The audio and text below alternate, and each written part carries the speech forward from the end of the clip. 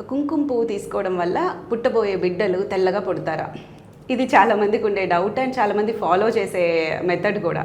కానీ నిజానికి సైంటిఫిక్గా ఆలోచిస్తే కనుక కుంకుమ పువ్వు తీసుకోవడం వల్ల, ఎస్పెషల్లీ ప్రెగ్నెన్సీ 4వ నెల నుంచి కుంకుమ పువ్వు తీసుకుంటూ ఉంటాము.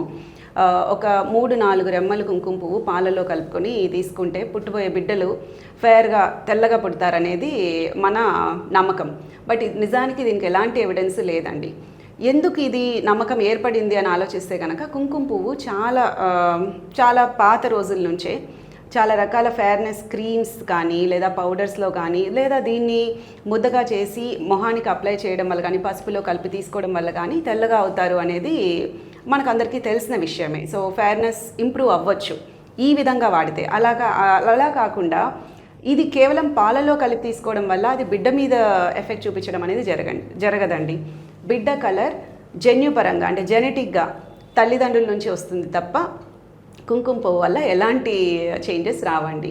నెక్స్ట్ థింగ్ ఏంటంటే కుంకుమ పువ్వు ఇంకా ఏం బెనిఫిట్స్ ఇస్తుంది, ప్రెగ్నెన్సీలో కుంకుమ పువ్వు తీసుకోవడం వల్ల ఎలాంటి బెనిఫిట్స్ ఉంటాయని ఆలోచిస్తే కనుక ఇది మన డైజెషన్ ఇంప్రూవ్ చేస్తుందండి. 3-4 రెమ్మలు కుంకుమ పువ్వు తీసుకోవడం వల్ల పాలలో కలిపి డైజెషన్ ఇంప్రూవ్ అవుతుంది and stress levels are anxiety తగ్గుతుంది, ఒంట్లో వేడి కూడా తగ్గుతుంది.